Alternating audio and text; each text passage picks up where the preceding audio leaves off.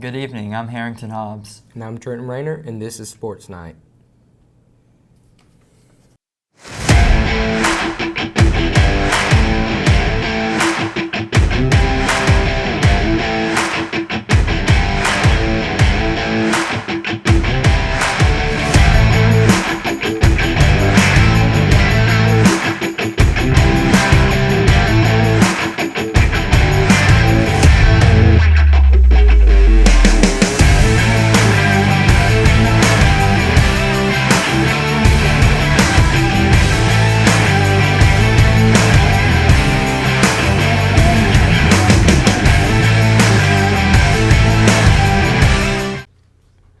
Last Friday night kicked off the 2023 football season with every team in the county picking up their first win of the season.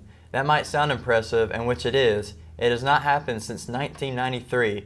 And by the way, head coach of WS Neal Eagles in 93 was Hugh Fountain himself. Let's take a look at those Friday night highlights beginning with WS Neal. The Eagles began the season with a win over Georgiana. On defense, Georgiana was stopped at the 20-yard line and was drawn back. The ball was passed to number 1, which is Jaden Likely, and he got Neal a first down.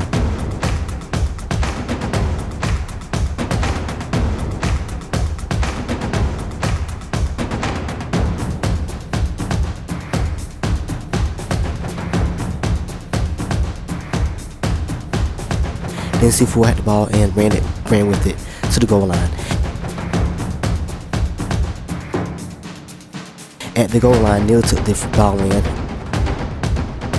and Neal went back on defense. The Georgiana quarterback was set.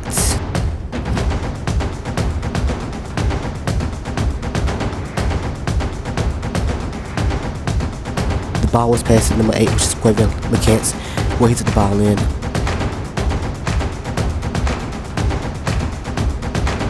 On kick return, 6-4 had the ball and got Neal at first down.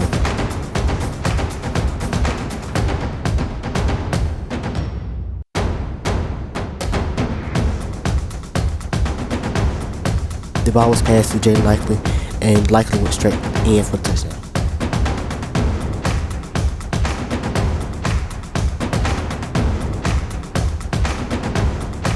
We talked with some of the players about this past week's games and the game tonight against McIntosh.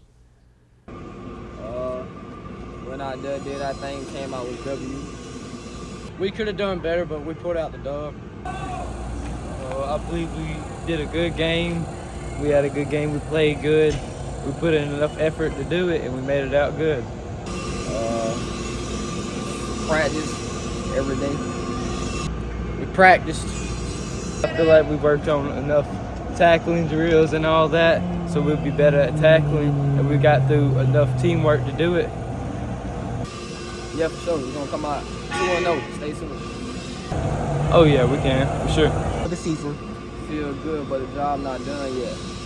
It feels great. It feels great. It makes me feel like we're going to come up to a good season. We're going to have a good season. We're going to win all of them, make it to the playoffs. Going in the locker room knowing we came out with W. When we all got together after taking that dub. When Quay got the touchdown, ran it when John got hurt. The Flomaton Hurricanes began their season with a rivalry game against the Northview Chiefs, looking to avenge last year's loss. Number 1, Jax Fillmore takes the snap, runs to his left, and is tackled around the 44-yard line for a gain of 11 yards. Fillmore, up the middle, breaks a tackle. It's a foot race, and he's gone. Touchdown, Hurricanes. Number 17, Ryder Spence defeats the block and breaks up the pass for a phenomenal defensive play.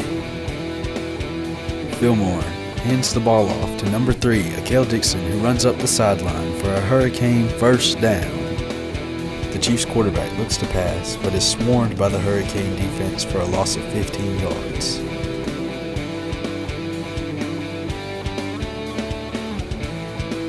Fillmore finds an opening and breaks free and sprints down the field before being tackled at the 4-yard line. Fillmore barrels through the middle for another Hurricane touchdown. Fillmore takes the snap, breaks free, and pummels the defender for an impressive run.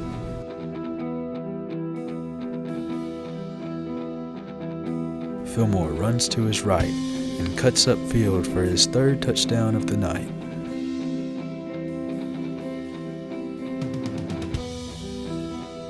Number 8, Blake Max recovers the snap, rolls to his right, fakes it, then tosses it towards the end zone where it's caught by Dixon for the 2-point conversion.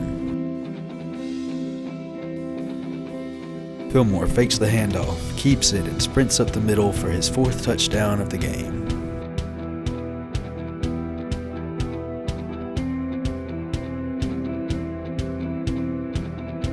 Wait, there's more. Breaking through the Chiefs' defense, Fillmore sprints down the sideline for his 5th and final touchdown to secure the win for the Hurricanes. The Hurricanes start their season off in dominant fashion, defeating the Chiefs 35-14. Jax Fillmore had an incredible game against the Chiefs. We talked to Jax and Coach V about the game and tomorrow night's game against Walton County. It means a lot because it's a huge rivalry between us and Northview. The kids know each other, so we really wanted this win. Last year was the first time we had lost to them, and I know I was very, very motivated to try to get this win. So it was big. Okay. We're just trying to get a little bit better. What are some things we can improve on? Do we need to move some guys around in different positions, things like that? So, that's really basically it. Yeah, I thought it was awesome. I thought offensively, the offensive line was very physical. I thought Jax Fillmore had a fantastic game. Ran behind his shoulder pads. Mikael Dixon ran the ball hard. I got to get the ball to him a little bit more. He's a very good player, very explosive. So defensively played really good. Special teams was pretty good too. We did some good things. Our extra point team was good. Punted the ball really good. So there was a lot of good stuff. We're just doing the same things we've been doing, just working on ourselves, getting a little bit better every day, trying to find out if there's some things that we can correct and move guys around, like I said a few minutes ago, and help us for the upcoming games. It was huge. I think it gave us a lot of confidence. Sometimes you don't realize what a win can do for you as far as confidence-wise. I think our guys have a lot of confidence in their ability right now, especially beating a very good Northview team who was, they played for the state championship last year, and then we beat them pretty soundly in the second half, got really physical with them, and so I'm really pleased with it, and I think it helps us moving forward and for our rest of our season.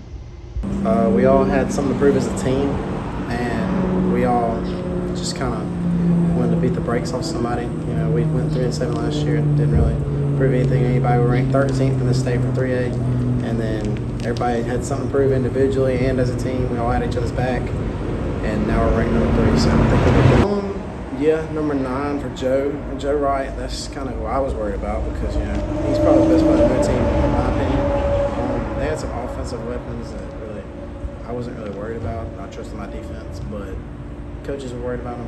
But the only person I really worried about was 54D. His name is DJ, and Joe Wright. Can't reveal nothing about the game plan. That's private information. Don't want to be saying nothing like that. No, we're gonna have another great game. Probably gonna win. Just because we're some dogs. And I know their quarterback's pretty big. Apparently he's okay. Not really heard much about him. Don't really know him. They got a linebacker that's famous on TikTok. Don't really care. Still gonna run for 500 yards of total offense on him. We're just gonna play our game, beat them, and move on next week. For sure, we're already on a winning streak though. 1-0. It's just gonna carry on. We're not gonna lose. We're gonna go 10-0. Then going to carry into the playoffs. That's just my mentality. We're gonna stop the pass for sure. We're gonna stop that because, in my opinion, and I may be wrong, the quarterback seems pretty buns other than being really tall and really big, and apparently he's pretty big. So, and apparently they got a decent running back we're going to have to stop. I mean, it sounds like, every other team we played, their running back's the best player on our team. We've never really worried about it. And other than that, we're just going to run the ball and pass the ball and move all around the field. The TR Miller Tigers also had a rivalry game in the Battle of Highway 31 against the Hillcrest Jaguars. TR Miller has dominated this series, but several games, including this one, have been very close. Number 1, Kevin Porter drops back, looks long, fires, and is intercepted by number 4, Scooter Williams at the 20-yard line. Number 5, Nathan Commander hands the ball off to Takai Askew, who makes a man miss and is off to the races. Takai will be caught around the 10-yard line for a 70-yard gain. Nathan Commander drops back into the pocket, fires to a wide-open number 3, DeMarcus Streety, who makes a man miss and will score for a TR Miller Tiger touchdown. Nathan Commander rolls out the pocket, looks, fires to Scooter Williams, who makes a man miss, breaks one tackle, and then is finally taken down around the 20-yard line. Nathan Commander throws to number 17, Terrence Battles, who has a lot of green grass in front of him and is taken down at the 4-yard line. Nathan Commander hands the ball off to number 28, Jordan Jolly, who makes one man miss and breaks off and is finally shoved out of bounds around the 35-yard line. And here's another view of that long run from Jordan Jolly. Nathan Commander hands the ball off to Jolly. Jolly makes one man miss, breaks through 2 more tackles, and drags a man to the 44-yard line. Nathan Commander fakes the handoff to Jolly. Nathan Commander throws the ball to number 34, Kavarius Bell. KB goes up and gets about 20 yards. Nathan Commander takes a snap and throws to KB. KB gets upfield, stiff arms one guy, and runs out of bounds. Kevin Porter Jr. is looking around, has to try to escape, gets grabbed by the feet. Still on his feet, gets slammed down by number 52, Stevie Lane. Kevin Porter Jr. takes a snap, fakes a handoff, and is quickly met, trying to find room, and gets taken down by a swarm of Tigers. Nathan Commander hands the ball off to Takai Askew. Takai finds a hole, makes one man miss, gets around another, and is off to the races. This will be a touchdown for TR Miller. Nathan Commander takes the snap, rolls right, and throws the ball to Takai Askew for a 2-point conversion. Here is another angle of that throw for a 2-point conversion. Nathan Commander takes the snap, hands it off to Takai, and Takai runs over number 21, Patrick McDonald. Nathan Commander takes the snap and hands it off to Takai. Takai will punch it in for a touchdown. Nathan Commander takes the snap, rolls left, throws to a wide-open KB. This will be the game-winning touchdown for TR Miller. Here's a sky view of that game-winning touchdown for TR Miller.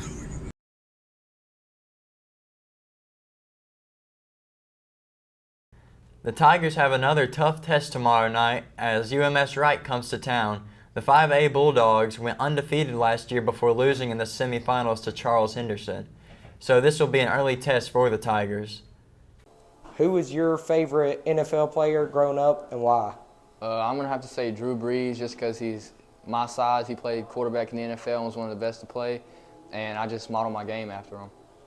Well, ever since I started watching football, I've always liked Tom Brady. You know, he's the underdog. Never thought he would be really anything in the NFL, but turned out to be the GOAT, the greatest football player in the NFL. What are your goals for this week's game versus UMS? Well, you know, the ultimate goal is to win the game, and I want to help my team in practice by giving them good looks in practice and just help the team win, get good energy all week in practice. To cut down on my mistakes I made last game, do my job so my team can depend on me. What are your personal goals for the team this year and yourself? First of all, I'm just trying to be a better leader this year and just trying to lead the team to a state championship and be the best we can be. Well, obviously, we want to make the team better in practice, and I'm a big team bonding guy. I love my brothers here, and yeah, we just want to have good team bonding this year. The Flomaton Lady Canes played at Jay Tuesday. We talked to some of the girls to see how the season is going so far. What inspired you to start playing volleyball? Watching other people play volleyball inspired me to play volleyball. What is the most important things to remember when playing volleyball? The most important things to remember when playing volleyball is to keep good sportsmanship and to just have fun. How do you feel about your team's chances this year? Very good, actually. We do pretty good. We just have to work on more cover down. How do you stay mentally focused throughout an entire match? Just keep my head in the game. The Lady Canes will play at Excel Tuesday and at JU Blackshear next Thursday. We've played 2 games so far this year. We played Northview and Jay. We have lost both games, but we're looking forward to working hard to change that next week when we go to Excel and Uri. The past couple games, some of the things that we really needed to work on is our coverage down. We are a little bit vertically challenged this year, so the girls are having to learn a little bit better how to follow shoulders and such on hits and cover down better because we don't have the height to block. And it seems like so far the other teams we have had some height. We have learning to communicate with each other. We have some new players on the team this year and working some things around. We have a player or 2 out at this time, but we still have some things to work on. We're focusing on serves and positioning our serves to hit the other team weaknesses to help us out, and really working on communication skills at this time. Our middle school opened up this past Monday at WS Neal and did really well and came away with the win. We have a new coach for middle school this year. It's Miss Whitney Kelly. She's a former graduate of WS Neal, but is now a teacher at our elementary school. She's played volleyball and she's so excited to be working with the girls, and things have gone really well. And I see some really great things from our young ones, and believe that here in a few years it's going to be just continue with that same intensity and excitement about the game. Our JV at this time is 1-2. They also pulled out a win against WS Neal on Monday night. Miss Leah Vickery is their coach, and she's done a great job with them, and they're working really hard to make some improvements and get together as a team also.